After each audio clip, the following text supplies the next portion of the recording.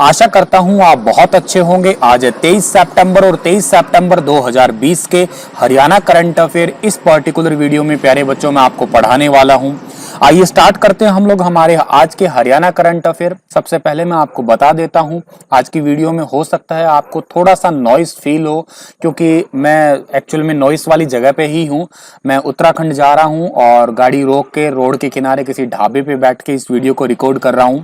उत्तराखंड क्यों जा रहे हो गुरुजी? घूमने जा रहा हूँ, मस्ती करने जा रहा हूँ भाई। तो हो सकता है कि आपको कल और परसों या आने वाले 1-2 दिन की वीडियो के अंदर टाइम का डिस्टरबेंस मिले, ठीक है, या हो सकता है मैं 1-2 दिन ना भी बना पाऊं, तो मुझे माफ करिएगा। वैसे मैं तो कोशिश करूंगा कि वीडियो रेगुलर रहे आपकी, लेकिन फिर भी अगर टाइम आपका जो है वो मिसमैच हो तो प्लीज आप मुझे माफ करिएगा। मैं आपको अपने टेलीग्राम चैनल पे इसका नोटिफिकेशन दे दूंगा। तो आगे बढ़ते हैं हम लोग, आज के हमारे वीडियो को शुरुआत करते हैं। उससे पहले मैं आपको बता देता हूं कि आज का जो पहला क्वेश्चन पढ़ने से पहले कल वाला जो क्वेश्चन पूछा था उसका सही जवाब क्या है। मुख्यमंत्री परिवार समृद्धि योजना किस राज्य ने शुरू की है? मुख्यमंत्री परिवार समृद्धि योजना शुरू की है हरियाणा राज्य ने। डी ऑप्शन जो है इस क्वेश्चन का हमारा वो बिल्कुल ठीक रहेगा, ठीक है। आज का पहला क्वेश्चन क्या है? हाल ही में किस यूनिवर्सिटी ने छानस का प्रयोग करके एक विशेष प्रकार की घी रिजिडू बर्फी तैयार की है? तो अभी हाल ही में एक छानस तो आप सभी जानते ही होंगे भाई। रोज आटा छानते हैं घर में हम लोग, जब आटा छानते हैं तो उससे जो वेस्टेज निकलता है उसी को ही हम लोग छानस बोलते हैं। जनरली क्या करते हैं, इसका हम लोग कोई प्रयोग में नहीं लेते हैं, उसको फेंक देते हैं। लेकिन लुआस के वेटनरी कॉलेज के वैज्ञानिकों ने लंबी रिसर्च के बाद में किया क्या कि इस छानस का प्रयोग करके एक घी रिजेडू बर्फी तैयार कर दी है। तो इस क्वेश्चन का आंसर रहेगा ए आपका सही। और इसका जो है सेवन अगर करेंगे तो बहुत सारे हमारी बॉडी के अंदर प्रोटीन और जो फैट है उसकी भी आपूर्ति होगी। हाँ, एक अच्छी बात है, इसके अंदर जो फैट है वो थोड़ा सा कम ही है, मैनेजेबल ही है। 20% ही फैट है केवल इसके अंदर। 14% से भी ज्यादा जो है इसके अंदर प्रोटीन और कई सारे मिनरल्स यानी कि खनिज पाए जाते हैं। और बर्फी में ड्राई फ्रूट डालकर इसे और भी स्वादिष्ट और भी पौष्टिक बनाया जा सकता है इसे। तो अब तक तो ऐसा ही होता था कि जो छानस होता है उसको फेंका ही जाता था, ठीक है। और छानस आपका आटा वाला टाइम पे, और दूसरा छानस यहाँ पे जो प्रयोग किया जाएगा मैं बता देता हूँ आपको कौन सा है। जो अपन घी गर्म करते हैं तो उसके ऊपर जो व्हाइट सा पार्ट आता है ना, ठीक है, उसको भी हम लोग खराब समझ के फेंक देते हैं। तो एक तो उसका भी प्रयोग किया जाएगा, ठीक है। मैं आपको यहाँ पे दिखा देता हूँ, ठीक है। एक तो हमारा जो घी होता है उस वाले पार्ट को, और जो हमारे आटा वाला पार्ट है, ठीक है, जो आटे के साथ में छानस निकलता है, इनको मिला के जो है इस बर्फी का तैयार किया जाएगा। आगे बढ़ते हैं हम लोग। हाल ही में हरियाणा के कितने छात्रों का चयन जिला उद्यान अधिकारी के पद के ऊपर किया गया है? जिला उद्यान अधिकारी के पद के ऊपर 41 छात्रों का जो है चयन किया गया है। डी ऑप्शन जो है इस क्वेश्चन का हमारा वो बिल्कुल ठीक रहेगा। हमारे हरियाणा के 41 छात्रों का चयन किया गया है जिला उद्यान अधिकारी के पद के लिए। 23 विद्यार्थी केवल चौधरी चरण सिंह हरियाणा कृषि विश्वविद्यालय से हैं। इन चयनित विद्यार्थियों में से अधिकतर छात्राएं शामिल है। इससे पहले भी IRMA में देश के राज्य कृषि विश्वविद्यालयों से करीब 40 विद्यार्थियों का चयन हुआ था, जिसमें से अकेले HU के 11 स्टूडेंट जो हैं वो शामिल थे। इनमें से जो स्टूडेंट शामिल हुए हैं, ठीक है, उनके नाम जो हैं आपको यहाँ पे लिखे हुए हैं, आप PDF में इन्हें पढ़ सकते हैं। HU की बात करता हूँ। HU की स्थापना 2 फरवरी 1970 को हुई थी। VC का नाम डॉक्टर समर सिंह है। हरियाणा के हिसार के अंदर स्थित है और सर्वश्रेष्ठ कृषि विश्वविद्यालय का दर्जा भी इस यूनिवर्सिटी को दिया जा चुका है। कोरोना काल में एकांतवास के कारण हरियाणा में लोगों को कौन सी बीमारी ज्यादा प्रभावित कर रही है? देखो, हरियाणा नहीं मैं बल्कि कहूंगा पूरे भारत भर के अंदर जो है यही प्रॉब्लम है। जब हम अकेले होते हैं तो सबसे बड़ी प्रॉब्लम क्या होती है? एंजाइटी की प्रॉब्लम होती है। अभी अकेले होते तो सुसाइड का शिकार भी करते हैं, बहुत सारा जो है अपने आप को ही कोसते हैं या डिप्रेशन का शिकार होते हैं। तो वैसे इस क्वेश्चन का सही आंसर है हरियाणा के अंदर फिलहाल जो सबसे ज्यादा बीमारी देखने को मिल रही है लोगों में, उस बीमारी का नाम है न्यूरोसिस, ठीक है। न्यूरोसिस डिजीज देखने को मिल रही है लोगों में। और ये डिजीज किस उम्र के बीच में है? 20 से लेके 60 साल के जो लोग हैं इस उम्र या इस एज ग्रुप के बीच में है। लोग यूं कहिएगा बार बार कोरोना की, कुछ आपने देखा होगा कोरोना है नहीं, फिर भी बार बार अपना चेकअप करवा रहे हैं। ये न्यूरोसिस के ही शिकार हैं। मतलब किसी भी काम को बार बार रिपीट करना, वहम हो जाना, उसे ही हम लोग न्यूरोसिस कह सकते हैं। ठीक है, होम क्वारंटाइन वाले मरीजों में के परिवार जो है वो भी इस तरीके के केस के शामिल है। जैसे मान लेते हैं कि किसी घर में कोरोना आ चुका है और वो क्या कर रहे हैं, बार बार खुद को चेक करवा रहे हैं। ठीक है, क्या पता कोरोना हो गया, क्या पता कोरोना हो गया। तो ऐसे ही चीजों को न्यूरोसिस कह सकते हैं हम लोग। ठीक है, और तकरीबन 20 से 30 लोग जो है हर रोज ऐसे केसेस देखने को मिल रहे हैं। इसका छुटकारा एक ही चीज है, सुबह शाम योग या प्राणायाम किया जाए तो ही हो सकता है। ठीक है, या अपने आप को जितना ज्यादा बिजी रखा जाए तो ही ज्यादा ठीक होगा। अच्छा, इसके अलावा भी एक यहाँ पे हमें जो बीमारी है वो देखने को मिल रही है, साइकोसिस। ठीक है, इसका मतलब है बेवजह कोई डाउट करना या वहम करना, साइकोसिस है। तो दिन भर यही सोचते रहना कि कैसे कोरोना है, कोरोना से क्या करें, हाय कोरोना आ गया।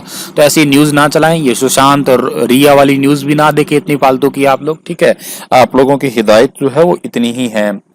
आगे बढ़ते हैं हम लोग। अगला क्वेश्चन हमारा क्या रहेगा, हरियाणा सरकार के मार्केट फीस घटाने से हरियाणा में मार्केट फीस कितने राज्यों से कम हुई है। हरियाणा सरकार के मार्केट फीस घटाने से, ठीक है, हरियाणा में मार्केट फीस कितने राज्यों से कम हुई है। तो ये 4 राज्यों से कम हुई है। ठीक है, इस क्वेश्चन का हमारा बी ऑप्शन जो है वो बिल्कुल ठीक रहेगा। अब ये 4 राज्य कौन कौन से हैं, आपको मैंने कल ही पढ़ाया था। हरियाणा के अंदर मार्केट फीस को जो है कम कर दिया गया है। हरियाणा में मार्केट फीस दिल्ली के बराबर पंजाब, राजस्थान, यूपी और मध्य प्रदेश से कम हुई है। हरियाणा के फरीदाबाद, पलवल, नूंह, गुरुग्राम, सोनीपत, पानीपत, रोहतक और झज्जर, इनमें तकरीबन 30% खाद्यान्न मार्केट फीस 1% होने के कारण दिल्ली के नरेला और नसफगढ़ मंडियों में जो है यहाँ पे बिकता है आपका सारा का सारा जो अनाज होता है या खाद्यान्न होता है। अब ये कम कर दिया तो ये बहुत ही अच्छी बात हो गई है। ठीक है, अब आपको मैं बता देता हूँ कि हरियाणा में कितने परसेंट है मार्केट फीस, 1%। दिल्ली में भी कितनी है, 1%। यूपी में कितनी है, 2.5%। मध्य प्रदेश में कितनी है, 1.7%। राजस्थान में कितनी है, 2.6%। और पंजाब में कितनी है, 4% है। मतलब हरियाणा और दिल्ली का अब मार्केट फीस जो है वो बिल्कुल बराबर बराबर हो चुका है आपका। ठीक है, अभी तक ये हो रहा था कि 4% मार्केट फीस थी, इसलिए दिल्ली के व्यापारी अपनी मंडियों से दूसरे राज्यों के व्यापार करने के लिए खाद्यान्न खरीदते थे। ठीक है, अब हरियाणा में 1% मार्केट फीस होने से क्या होगा, किसान अपनी फसल जो है वो अपने जिलों के मंडियों में ही बेच देंगे और इससे हरियाणा सरकार का राजस्व पहले के मुकाबले जो है वो बढ़ भी जाएगा। फसलों के अवशेष जलाने पर अंकुश लगाने के उद्देश्य से हरियाणा के सभी जिलों में किस रंग के जोन बनाए गए हैं। आप सभी को पता है कि चावल या धान का समय है, इस टाइम पे लोगों का एक सबसे बड़ा उद्देश्य वो यही है कि पराली जलाएंगे। अच्छा, पराली जलाएंगे तो आप सभी को पता है कि बहुत ज्यादा प्रदूषण होगा, इतना प्रदूषण होगा कि कुछ टाइम के लिए तो सांस लेना भी दुर्लभ हो जाता है। तो अब करें क्या, इसका एक सब्स्टिट्यूट क्या हो सकता है। वैसे तो किसानों के लिए कंबाइन के साथ ही जो है एक ऐसी मशीन, हार्वेस्टिंग मशीन लगा दी गई है, अनिवार्य कर दिया गया है ताकि उस पराली का चूरा चूरा कर दिया जाए और उसे खेत में मिला दिया जाए और फिर बाद में जो है आगे अगली फसल भी जो है लगाने में, बोने में कोई दिक्कत या परेशानी ना हो। पर पराली के अवशेष जलाने पर रोकने के लिए हरियाणा के अंदर जोन बनाए गए हैं। ठीक है, तो ये जोन कौन कौन से कलर के हैं आपके, रेड कलर है, येलो कलर है और नारंगी और हरे है, ऑरेंज और ग्रीन है। तो इस क्वेश्चन का डी आंसर सही है, सारे के सारे ही ठीक रहेंगे आपके। माफ करिएगा, थोड़ा शोर शराबा तो है पर आज प्लीज मैनेज कर लीजिएगा। ठीक है, ढाबा है, रोड है, तो ऐसा ही है भाई, क्या कर सकते हैं। ठीक है, तो हाँ ठीक है, हमारा ये आंसर तो हो ही गया आपका। ठीक है, अब 332 गांव रेड जोन के अंदर और 675 जो है वो येलो जोन के अंदर जो है शामिल कर दिए गए हैं आपके। कृषि और किसान कल्याण मंत्री का नाम भी आपको पता होना चाहिए, जेपी दलाल है। ठीक है, और 50% की दर से कुल 155 करोड़ वित्तीय सहायता दी जाएगी। किस लिए सहायता दी जाएगी, किसानों को फसलों के लिए जो है मशीनीकरण को बढ़ावा देना, ताकि ऐसी मशीन लगा दी जाए ताकि पराली का जो है वो चूरा चूरा कर दिया जाए। आगे बढ़ते हैं हम लोग। हाल ही में हरियाणा के किस यूनिवर्सिटी के कुलपति ने कॉन्ट्रैक्ट शिक्षकों का मानदेय तत्काल प्रभाव से बढ़ा के 57,700 रुपए करके ऐतिहासिक फैसला लिया है। कॉन्ट्रैक्ट शिक्षक यानी कि जो आपके परमानेंट टीचर नहीं है, उन परमानेंट टीचर का जो है मानदेय यानी कि उनका जो मंथली सैलरी है वो बढ़ा के जो है 57,700 रुपए कर दी है। और ये एक बहुत ही ऐतिहासिक फैसला कहिएगा आप लोग। ये ऐसा किसने किया है, किस यूनिवर्सिटी ने किया है, KUK ने किया है, कुरुक्षेत्र यूनिवर्सिटी ने किया है। ए ऑप्शन सही है इस क्वेश्चन का हमारा। कुरुक्षेत्र यूनिवर्सिटी की कुलपति का नाम डॉक्टर नीता खन्ना है, याद रखिएगा आप लोग। ठीक है, काफी लंबे समय से मांग थी इनकी और इस मांग को अब जो है इन्होंने पूरा कर दिया है। इससे पहले कुरुक्षेत्र यूनिवर्सिटी में जो है LOC यानी कि आपका जो लर्निंग आउटकम आधारित शिक्षा आई थी, मतलब बच्चों के अलावा जो है टीचर्स को भी सिखाया जाए, उनको भी अपडेट कर दिया जाए नई टेक्नोलॉजी के साथ में।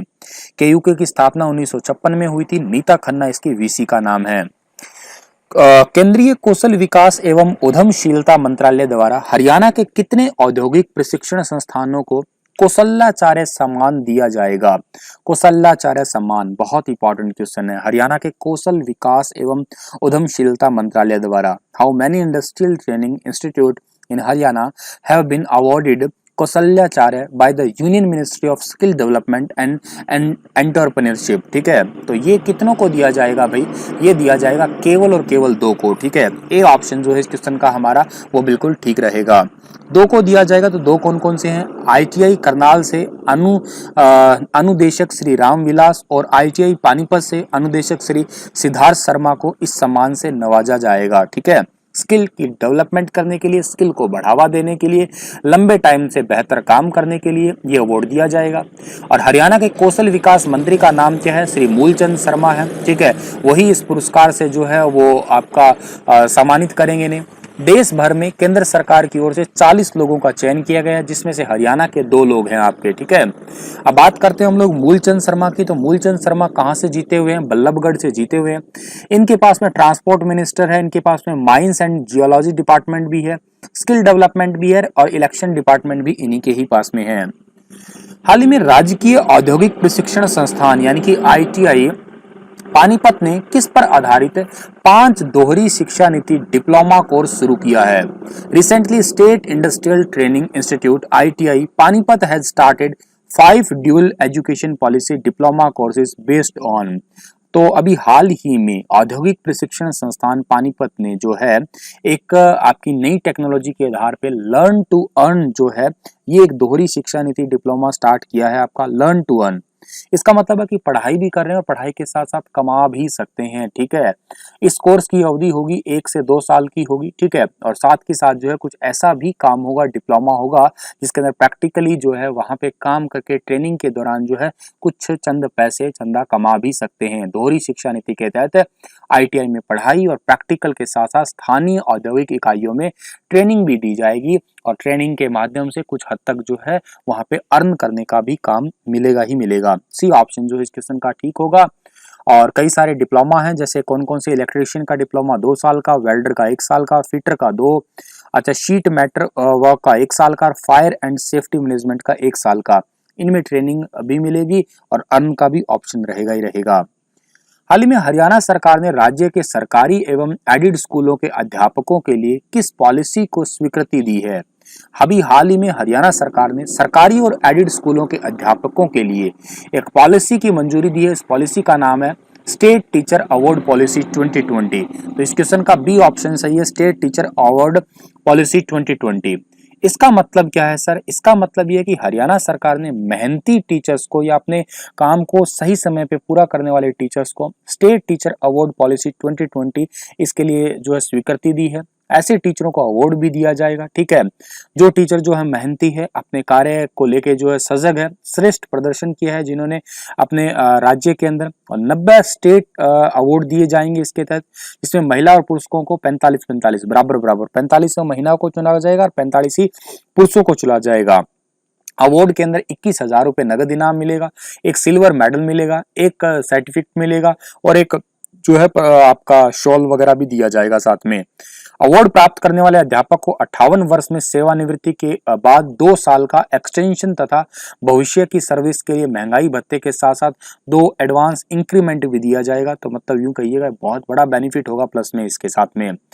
तो इतनी सारी चीजें आपको साथ के साथ याद रखनी है और इस कैटेगरी में प्रिंसिपल, हाई स्कूल के हेडमास्टर, PGT अध्यापक जो है वो सारे ही शामिल होने वाले हैं। ठीक है भाई, और इस पॉलिसी को जो है 29 अगस्त 2020 से लागू माना जाएगा। ठीक है, इस पॉलिसी को वैसे 2016 में बनाया गया था, लेकिन लागू अभी 2020 में किया गया है इसे। ठीक है, इतनी बात आपको याद रखनी है और आगे बढ़ते हैं हम लोग। हाल ही में हरियाणा में कितने IPS ट्रांसफर किए गए हैं? IPS के ट्रांसफर हुए हैं अभी हाल ही में हरियाणा के अंदर 34 IPS के ट्रांसफर कर दिए गए हैं। करनाल में लंबे समय तक एसपी रहे सुरेंद्र सिंह भौरिया को भी बदल दिया है। आईपीएस राजेश दुग्गल को कुरुक्षेत्र का एसपी बना दिया गया है। ठीक है, बाकी ये पूरी लिस्ट है, आप पीडीएफ में पढ़ सकते हैं। ठीक है भाई, कौन कौन से जो है आईपीएस है उनको कहाँ कहाँ पे जो है वो नियुक्त किया गया है। ठीक है, तो इतनी बात आपको समझनी थी और यही था आज का आपका लेक्चर। इसी के साथ ये लेक्चर समाप्त होता है और आप लोगों के लिए क्वेश्चन है कि हरियाणा में दूसरे विभागों की तरह पुलिस विभाग में किस सिस्टम को लागू किया जा रहा है।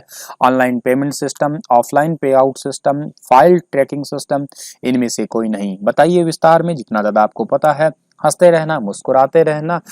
थोड़ा मोटा सो रहा है तो उसके लिए माफ कर देना और धन्यवाद। Thank you so much.